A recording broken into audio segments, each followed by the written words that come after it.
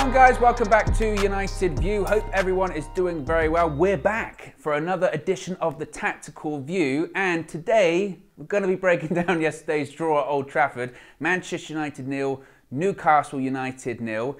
Interesting one to break down today, Cam. Where do you want to start? Let's start with Newcastle. Let's start with how they set up. Talk to us about their shape and why they made it so difficult yesterday. Yeah, so looking at the team from the start, I think there's not too much in the way of sort of star quality, especially in the forward areas. Obviously, Alexander Isak missing out and Callum Wilson came in instead. Yeah. I think the other big miss for Newcastle was Saint-Maximin not playing. Jacob Murphy, he did okay, but I think if Saint-Maximin had started, and one of their sort of main tactics that they tried to use, especially on transition, was when they won the ball down the right side here, they played that over to Jacob Murphy and tried to isolate him 1v1 with Dalot. Now, Murphy didn't have too much success, but if it's Saint-Maximin, might have been a different story, but it wasn't playing, so we did all right. And I think in terms of the rest of the Newcastle team, I think the main thing to point out is what you said on a couple of the shows, in terms of there's a lot of physicality, a lot of big players, but outside of that, not masses of quality. Yeah, I mean, you do look at those players, don't you? Look at, we mentioned before, Joelinton, Longstaff, Dan Burn, absolute. The fact that Dan Burn is playing at left back and he's 6'7" goes to show. But then what was interesting, it's interesting you point out that right hand side there. That's really where their attacking threat's going to come from. But I was quite surprised, and we'll touch on this a bit later on, just how physical they were and how direct they were. But I suppose you could argue, because as you mentioned, they're missing their really dynamic players, people like Saint-Maximin, they decided to go in a different route, and they're difficult to beat. I mean, they've only lost once this season, lost at Anfield last minute, the rest have been draws and victories, so I guess that's what you kind of expect now when you're going to face Newcastle, right? Exactly that. They're a decent team, but I think there was far too much time wasting going on, far too much sort of diving, game antics. They didn't really come to play football. But when they did, to be fair, as you mentioned, the right-hand side was where the majority of their threat came from. And if you look at this graphic here, this shows that pretty much all their threat that they tried to do came down the right-hand side. And by way of them playing out, again, that was all focused on Kieran Trippier and Almiron. And then where they used the left side was just sort of quick passes on transition, over the top, trying to isolate Murphy 1v1 with Dalot, but that didn't work at all, to be honest. And also, finally, I do want to talk about Joelinton, because when he picks up the ball, there is no stopping him. It really was, and we saw that more in the first half, it must be said. I thought United's second half actually dealt with this proposition really well. But first half, again, it was a difficult prospect to manage, but I guess the positive coming out of that, and it's not going to be all negative, it's going to be some positives, that actually, you know what, second half, whilst that was maybe different from what Ten Hag was expecting, I thought we adapted fairly well, would you say? Yeah, I'd agree. I think second half, what was really useful, and we'll come on to it later, is the structure we had that meant that even when we sort of had the ball, we were attacking ourselves. It meant that whatever happened in terms of clearance or an attack not quite working, a block shot, we were basically every time first to the second ball. Even if we had to play it backwards to De Gea or to the centre-backs, we were first to get to that ball so we could keep our attacks going, which is really what you need to do to try and force a winner. Obviously, it didn't come off in the end, but it was nice to see that there's some structure, and that, for me, is one of the most important things in terms of there is progression there, because in previous seasons, every 3 or 4 attempts to get the ball in the box, we lose it and we can see the counter-attack, whereas this time, we lose it, but it comes back to the centre-backs and we can go again. Absolutely. Well, let's get into how Newcastle played against us. And we mentioned that actually Newcastle did make it quite difficult. And I was surprised just how direct at points they were. I mean, there were points in specifically the first half where they were getting free kicks inside their own half and actually going straight long into the box. I saw some people describe it as Sam Allardyce-esque Newcastle United football. Is that a fair assumption? Do you think they came for a point yesterday? Yeah, so I think it'd be easy to say from the outside, and obviously it's one of the first things I said, was that they were time wasting a lot, all the sort of game antics that Atletico Madrid and those sorts of teams do. The teams, typically in the Premier League, Burnley and Stoke, the teams that just waste time, no interest in winning the game. But actually, there was a fair amount of tactical basis, tactical thought, and a game plan from Newcastle. And one of the first things, actually, which was interesting, again, another little thing to try and just mind games from Newcastle, is they made us switch around, in the sense we always like to attack the Stretford end second half. Right. I think they won the toss and told us, nope, you're not doing that, you're switching around. Just another thing to try and get in United's heads, whether that's the crowd, whether that's the players on the pitch. Another little thing, but right from the start, one of the first things I saw was Kieran Trippier pushing on like this in goal kick situations. So the idea then was that they build up in a back three like this, so Schär tucks around a little bit. But what this does is it gives Jadon Sancho a bit of a problem, because obviously with Almiron here, Shaw's overloaded. He's got a 2v1 against him. If he tucks in on Almiron, then Kieran Trippier's free.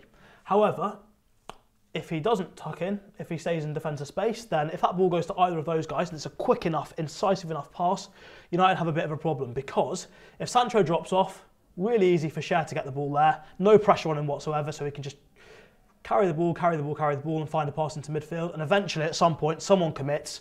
Maybe it's Fred will have to commit, and then there'll be a ball through.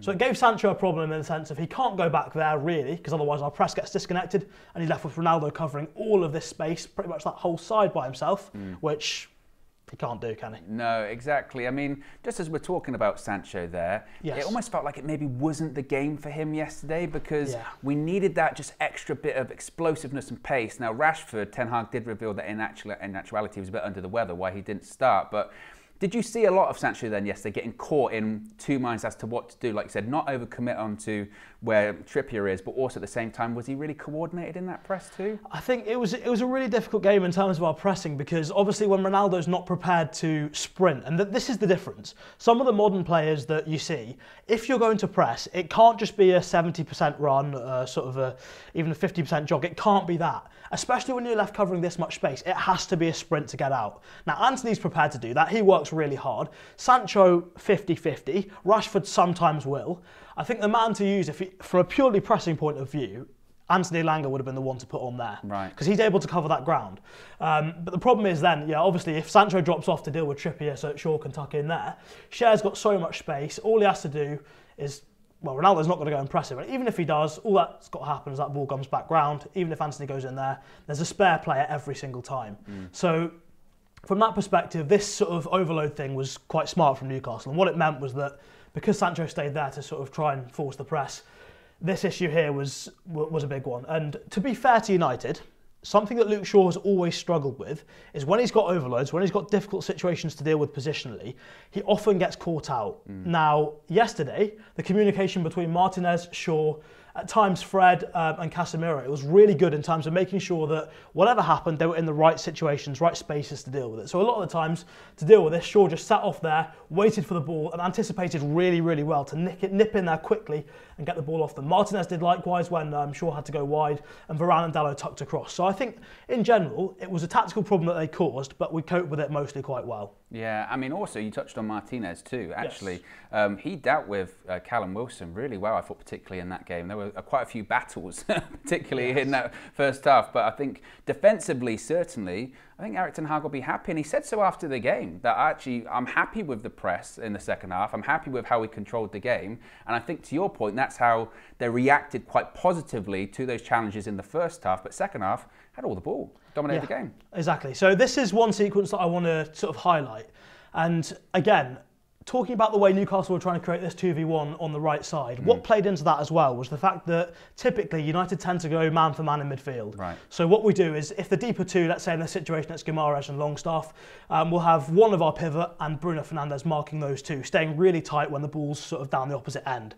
So the idea behind that is that it stops any balls into midfield going quite easily, so it forces the opposition to try and play around you, because obviously it's better that than anything coming through the centre. But as we show the sequence going on, so it starts, this is an open play, not from goal kicks, but it applies pretty much the same regardless. But as that ball goes across to Botman, you can see sort of the United defence starting to shift across. Longstaff's dropping in here, and Fred's staying with him. He's going really tight, as he was doing, man for man. And then what happens is Schär starts to drive out with the ball, because Sancho's dropped off there to cut that pass out to Trippier, as we mentioned he might do, and that allows Schär to drive forward with the ball. Longstaff's dropped in, and what happens now is that as Schär drives, Sancho gets more and more in the line of that pass to try and stop that going to the winger. But Luke Shaw's got a bit of a problem here. So he goes tight on Almiron, but Almiron then drops in really intelligently. Longstaff gets himself out the way of that passing lane.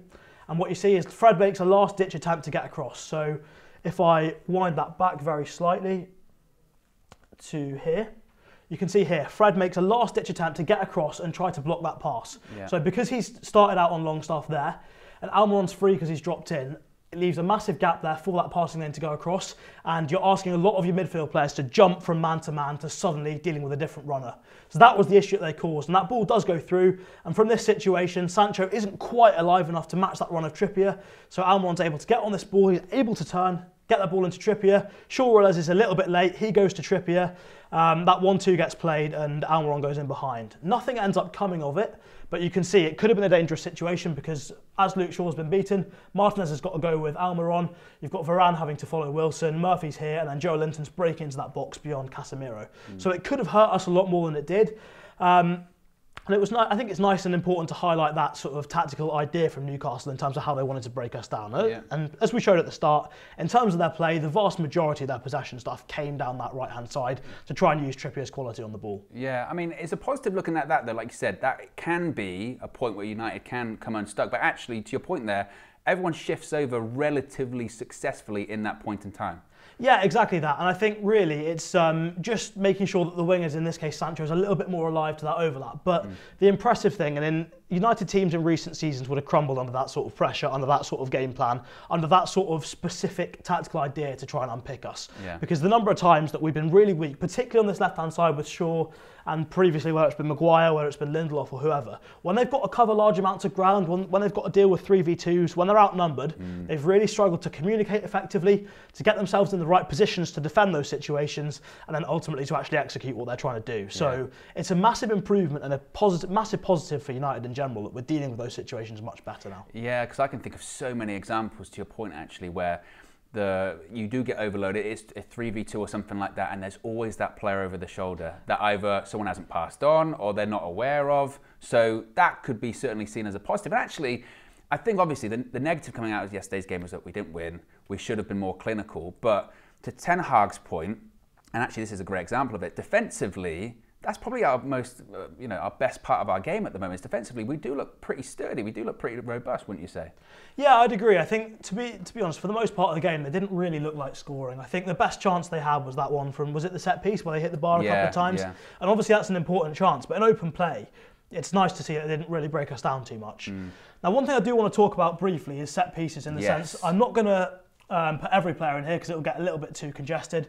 But in terms of the way Newcastle approached it, obviously United mark zonally for set pieces. Now, it's not just Varane and Shaw, there's normally Ronaldo in here, potentially Dalot as well. But what was interesting was the way that Newcastle tried to unsettle this approach. So let's say it's Joe Linton and Sean Longstaff. They have one of them standing on David De Gea, one of them standing somewhere in here, in between the zonal markers is the key. Because if you're a zonal marker, your job, forget any players around you, your singular job is to go and win the ball. If the ball comes in your area, you head that. This is a case of attacking the space as opposed to the player, is it not? Well, not even the space, it's attacking the ball. Right. You've got a particular zone, you defend that. And in general, what most teams want to do is if the ball goes anywhere inside the 6-yard box, it should be the keeper. We have to adapt that a little bit because the keeper... I prefer not to speak, but yeah. Anyway, so the general rules are the players are attacking zones. So if the ball comes in your zone, you go and win it. Now, because I think most players grow up with sort of a man-for-man approach, that's what people are used to. And so what Newcastle tried to do there, by having these players inside, when that ball would come in, or just before the player, when the player puts his hand up, about to put that ball in, these guys here would run to the front post. And what that does is it forces a split-second decision from these guys in the zones. They have to be really on top of it to remember, hang on, no, my job is not to follow these guys. My job is to stay exactly where I am and head the ball if it comes in my zone. Yeah. Now, far too many times yesterday, these guys weren't really alive to it and they followed these guys out. And what that meant was that there were other Newcastle players at the back. Again, we've not put them all in because it will get too congested to see what's going on. But it meant that there are other Newcastle players in the centre of the goal and at the back post who are running in late, and they were able to get on the ball and possibly have chances. So that's an area to watch out for United. And the ways to improve that, quite simply, number one, the guys who are marking zones, you're marking zones. Yeah. Ignore the players, do your job, head the ball if it comes in your area. And number two, everyone who isn't marking zonally, Casemiro was actually, let's say Martinez, for example, or Fred, their job here, there'll be Newcastle runners on the edge of the box. These guys are blockers. Do not let these guys get anywhere in that box. Yeah. Do not let them cause the zonal guys an issue at all. What happens in the case, because it's actually going back a few games to the City game, what happens in the case where there was a mismatch because you had Eriksen on Haaland? When you are marking zonal, when there are in the game a little bit of changes, or you can see this is my zone, but then you see, oh, Haaland's in my zone, is it then on the players or the coaching staff to actually go, we need to tweak this, we need to switch zones? How easy is that to do? To be honest, I can't remember the exact situation that it was in, but in general, if Haaland happened to be deeper and he was making a late run in, it's not the zonal guy's responsibility. You want your best aerial players attacking the zones so that if the ball comes in there, you've got the best chance of getting it away. Right. So what it's down to, it doesn't matter in this situation. Again, I can't remember exactly what it is. If it was a fully man-for-man approach and Eriksen's on Haaland, obviously a mismatch, a big problem. But if it was the case that where Haaland's on the edge of the box here, like Wilson is here, and Eriksen was simply a blocker to try and stop Haaland getting a run, then that's all he's got to do. Eriksen has to do everything he can to stop him getting a run on the zonal guys, but it's not on him really. I can't remember the situation, I could be wrong there. It might have not been like that, but in general, if Eriksen's just a blocker, his job is to do exactly that. Block him, don't let him get a run on our zonal guys, which isn't always as easy as it sounds, but you know what, he should know what his job is and should be able to execute it. In general with Newcastle yesterday, because we're focusing on the set piece from the corner here, but a really good example I think is they won a free kick, I believe it was like around this area here. And in actuality, most Premier League sides nowadays would be like, okay, we'll just go short, build up, possession-based approach, but in actuality, Newcastle turned that into an attacking opportunity. They said, we're going to go long. And again, is that by design of actually United? If you look at the players playing yesterday, you don't have a particularly tall physical side. And in contrast, you've got Newcastle there who do have a side with height, have a side with physicality. Do you think that's a case of Newcastle thinking, you know what, from set pieces, particularly a set piece like this, where you've got United playing what is going to be a really high line, do you think that's by design in terms of actually we can exploit that quite a lot? Yeah, of course. Now, for those of you watching this, you're probably thinking, what is going on here? It's a complete mess. Exactly. That's the game plan. That's what it was, pretty much. They got a free kick. Sometimes it was Pope plays it in directly, sometimes Trippier directly. Other times Pope would touch it, roll it off to Trippier, and he'd try and sort of stick it in there in a difficult situation. Now, obviously, what Newcastle have identified is he doesn't come off his line. So if you put the ball in the right area and these guys react well enough, there's a good chance you're going to get on there and create something. And I think in terms of the players that they had on the pitch, obviously we mentioned at the start, they've got a lot of really physical, big players. They fancy themselves in that sort of situation. But I think more than that as well, as you could see later in the game, they had a lot of cramp, a lot of injuries. Probably the condition of their team wasn't the best it's been. So in that sort of situation, it makes sense to sort of, at every opportunity, try and slow the game down, try and relax things and get your big guys forward and use that as a way to slow the game down even further. Because if the big guys get forward, that's 30 seconds gone at that point, isn't it? For them to get forward from the back, set up the set piece, all that sort of stuff. It was just another opportunity to slow things down and try and work something that doesn't require too much running, isn't too intensive. Whereas if you're trying to create incisive passing moves against a United team that, to be fair, in open play hasn't really been broken down too much recently, then apart from City, but we don't talk about that. But Newcastle aren't exactly Man City. So, but yeah, point is that for the situation they're in, with the condition of their players, they maybe didn't have a lot of choice, and they probably thought it was their best bet. But yeah, thankfully nothing came of it really. No, and again, I think that United dealt with that fairly well. I mean, to the when they hit the bar and they hit the post, that's a free kick. That again, United, they blocked the initial. They just don't react to it. They stuck with their line instead of pushing out and allowed Joelinton to hit the post and hit the bar. But again, to the overarching message, I guess, is yes, Newcastle did this and had a different approach than maybe we were expecting, but defensively, you'd be happy with that. It's just, it would be more going forward, the clinical nature that really frustrated United yesterday. Exactly. Yeah, and I think in addition to that, actually, just briefly to touch on United going forward, when it comes to, for instance, the likes of Sancho or whoever, yesterday, is there much more that United really could have done or should have done to stretch out Newcastle, do you think? Is it a case of Newcastle having that great defensive shape? Is it a case of Manchester United not playing the ball quick enough? Is it a case of missing someone like a Christian Eriksen to actually have that kind of creativity? I mean, how would you say that Manchester United really could have approached it a little bit better when it comes to these attacking areas? To be honest, I think everything you've just mentioned is a really important point, and probably the biggest one, I think Christian Eriksen was a massive miss. I think pretty much everyone that watching that game, I think as soon as I came out of the stadium, to be honest, even inside it, people were screaming at Fred for 90 minutes. Just for being Fred. But then again, it's an interesting point with Fred, because what do you expect from him? Because he's not the best technical player. He's not the best defensive midfielder. We saw that for years under Ole Gunnar Solskjaer. Yeah. His biggest asset is his ability to get around the pitch, is it not? So maybe again yesterday, it wasn't a game for Fred. But again, looking the way that United have set up there, Was there a particular reason you think that we couldn't just break them down? I mean, we did make chances towards the end. Is it just literally tactics be damned? Just got to put the ball in the back of the net. To an extent, I mean, we should have had a couple of penalties, I would say. I think, though, for the most, what we could have done, there were things we could have done better and could have done differently. And for me, the biggest issue in terms of Newcastle was sat back in this sort of deep 4-5-1 shape. United had a lot of players sort of in advanced areas. One of the biggest issues we had was that they were sat in this shape and there wasn't really anything to unsettle them as a unit. So what's really useful to see sometimes as a nice representation is if we do this, and hopefully I can highlight that as well. Oh, oops. Let me just do that again. Anyway, yeah, so we get that. That area there is basically the area that most of their team were covering. Yeah. I think Wilson was off for Chris Wood by this point. But the idea here is that, in general, as a defending team, you want this area to be as small as it possibly can be. The smaller it is, the less chance you've got of the attacking team breaking through it. So from the attacking team's perspective, what your job to do, unless you are an incredibly technically gifted team like Man City to the point where you can just sort of go bang, bang, bang, bang, bang, goal. Play those tight spaces. Yeah, unless you're good enough to play in those tight spaces, your job is to try and extend that space as much as possible, to try and expand that area as much as you possibly can, to the point that you don't have any issues to play through it. So there's two ways you can do that. Number one, you need someone that's going to run in behind. And more than needing someone that's going to run in behind, you need someone that's got genuine pace that the defence are worried about, but also you need players behind them that can play those clip passes.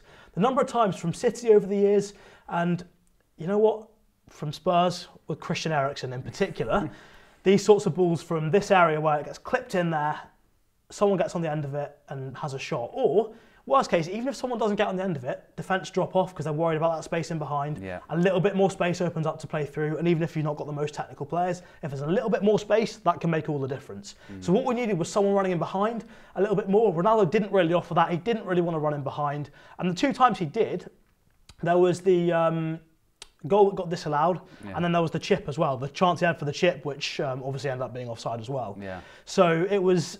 Yeah, it was a frustrating one. We needed probably Marcus Rashford to come on, and when he did, you saw that even when he wasn't necessarily actually running directly in behind, he was sort of threatening to, going all the way across the line, and all of a sudden, if you've got someone running all the way across the line like that, Sven Botman, rather than focusing on that, what's going on that way, he's focusing on Rashford that way, space for Antony to sneak in behind him on his blind side. Yeah. So you need someone that's going to be mobile up front, and for all that people will say, yes, but you've got 20 minutes to go, you need a goal, you're going to have to put the ball in the box. Cristiano Ronaldo is the man you've got to have on the pitch.